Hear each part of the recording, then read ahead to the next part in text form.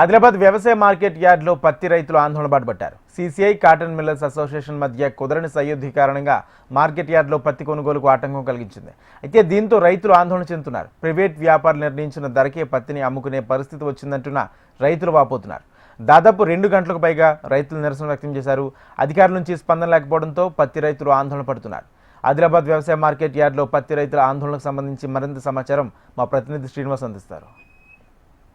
పత్తి కొనుగోలులో ఇప్పటికే రైతులను ఇబ్బంది పెడుతున్న సీసీఐ కాటన్ కార్పొరేషన్ అధికారులు ప్రస్తుతం మిల్లర్లను కూడా ఇబ్బంది పెడుతున్న పరిస్థితి. ఈ కారణంగా ఆదిలాబాద్ పట్టణంలో మార్కెట్ యార్డ్లో ఉదయం 9:30 గంటలకు ప్రారంభం కావాల్సిన కొనుగోళ్లు ఇప్పటి వరకు కూడా ప్రారంభం కాలేదు. చాలామంది రైతులు సోమవారం కావడంతో వందలాది సంఖ్యలో పత్తి వాహనాలు తీసుకురావడం జరిగింది. ప్రస్తుతం అయితే కొనుగోలు జరగట్లేదు. మార్కెట్కు సంబంధించిన అధికారులు సార్ ఏం జరుగుతుంది, అసలు ఏమైంది సార్?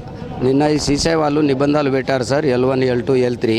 అది కొన్ని ఫ్యాక్టరీలకి వాళ్ళు పత్తి వేస్తున్నారు, మిగతా వాళ్ళకి వేస్తున్నారు. అందుకే వాళ్ళు సీసీఐ మీద ఇది బంద్ పెట్టారు సార్, ప్రైవేట్ పర్చేజర్స్.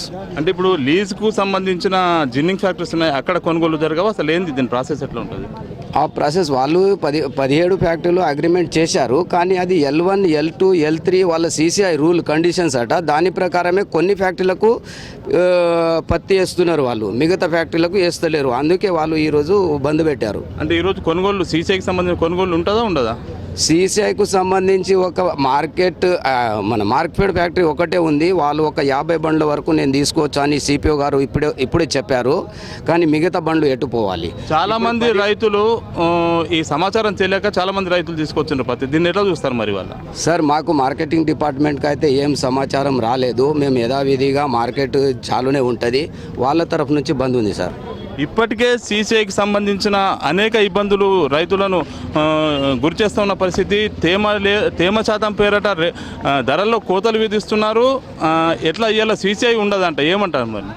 సీసీఐ అవసరమే కానీ పడుతుంది. తెచ్చిన పత్రులు ఎట్లా తెస్తారు? రాత్రి ఎందుకు చెప్పాను? రాత్రి చెప్పాను, 2 రోజుల ముందు చెప్పానుండే. ఇప్పుడు అవసరమే కదా, మరి ఏం చేస్తారు? ఇక బండ్లు వచ్చినా ఏం చేస్తావు? ఇక బండ్లు వచ్చినాయి అయితే చూడవచ్చు, చాలా మంది రైతులు, వందల సంఖ్యలో రైతులు ఉన్నారు. వీళ్ళంతా కూడా నిన్నటి రోజు సమాచారం లేకపోవడం కారణంగానే సీసీఐకి పత్తి విక్రయించాలి, సీసీఐకి విక్రయించేందుకోసం వచ్చారు. ఖచ్చితంగా తేమ శాతాన్ని పరిగణలో తీసుకుంటున్న నేపథ్యంలో ఇప్పటికే తేమ శాతంపై పెద్ద ఎత్తున అల్లర్లు కొనసాగుతున్నాయి.